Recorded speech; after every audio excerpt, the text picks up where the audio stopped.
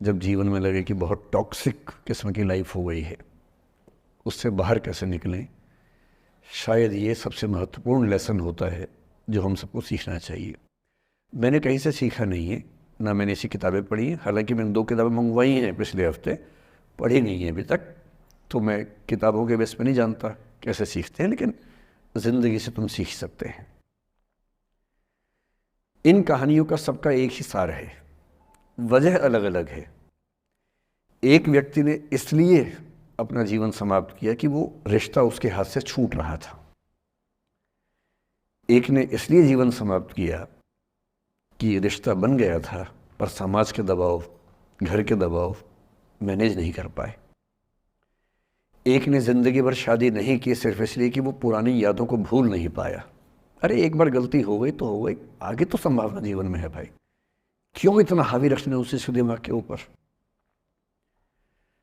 कुछ लोग देश की सबसे अच्छी नौकरी में होकर हर पैमाने पर सफलता की हर कसौटी पर खरा उतरने के बाद जीवन नहीं बचा पाए, क्योंकि दूसरों की नज़र में आप बहुत सफल हो जाए, अपनी नज़र में शून्य हो, तो फिर जीवन कैसे बने, जीवन कैसे बचे। इन सारी कहानियों का मूल भाव एक ही है। अगर आप खुद को हैंडल नहीं कर सकते तो दुनिया को क्या हैंडल करेंगे। दुनिया को हैंडल करने से पहले खुद को हैंडल करना सीखना पड़ता है, और उसका सबसे आसान जो रामबाण उपाय है उसको बोलते हैं द आर्ट ऑफ लेटिंग गो। जाने दो। वो अफसाना जिसे अंजाम तक लाना ना हो मुमकिन, उसे एक खूबसूरत मोड़ देकर छोड़ना अच्छा। साहिर ने लिखा। प्रेम की दुनिया के बारे में साहिर से अच्छा कौन लिखेगा। तारुफ समझते हैं, तारुफ ना परिचय, इंट्रोडक्शन। कहते तारुफ रोग बन जाए तो उसको भूलना बेहतर। अरे परिचय हुआ किसी से, आपकी भाषा में इंट्रो हुआ, यही बोलते हो ना आप लोग, इंट्रो हो गया।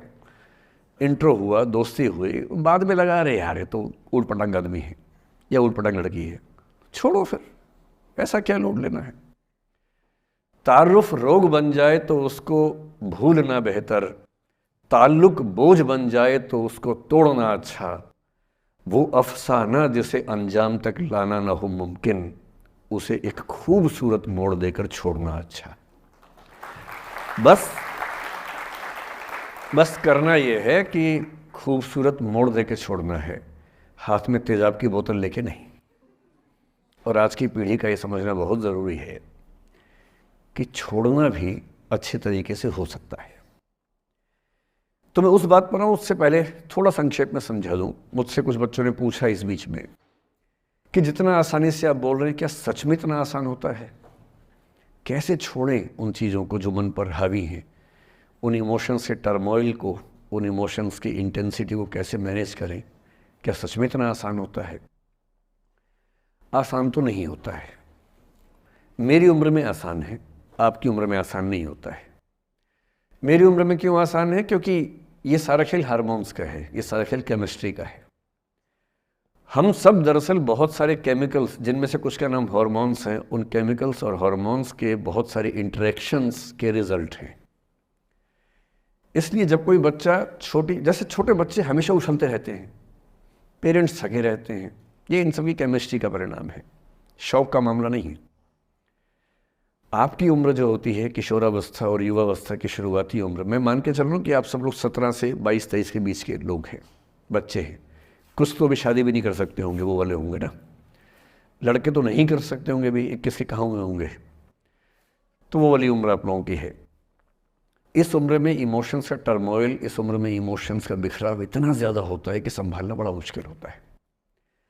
जैसे जैसे आप मैच्योर होंगे, बड़े होंगे, बूढ़े होंगे, बूढ़े और मैच्योर काफ़ी हद तक समानार्थक शब्द होते हैं।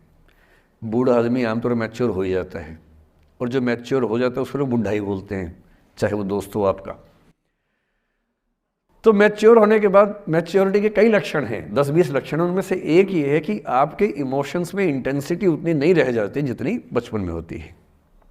मसलन कोई आपका दोस्त आपसे कुछ खराब कह दे, आप 3-4 घंटे बेचैन रहेंगे, बार बार मैसेज टाइप करेंगे, फिर डिलीट करेंगे, फिर टाइप डिलीट, वो भी टाइप डिलीट चल रहा है।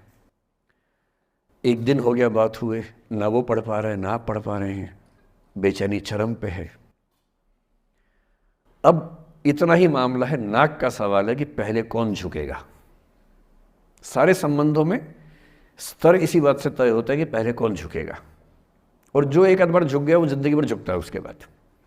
इससे लोग शुरू में बहुत केयरफुल होते हैं कि झुकना नहीं है। 3-4 ज्ञानी पीछे बैठे ही होते हैं कि नहीं झुकना नहीं है, वो झुकेगा, वो झुकेगी, तू क्यों झुकेगा। इन ज्ञानियों से बचना बहुत ज़रूरी है, ज़िंदगी जहर बना देंगे आपकी। अब दोनों ईगो फाइट कर रहे हैं कि पंजा किसका गिरेगा, इस पर फाइट चल रही है।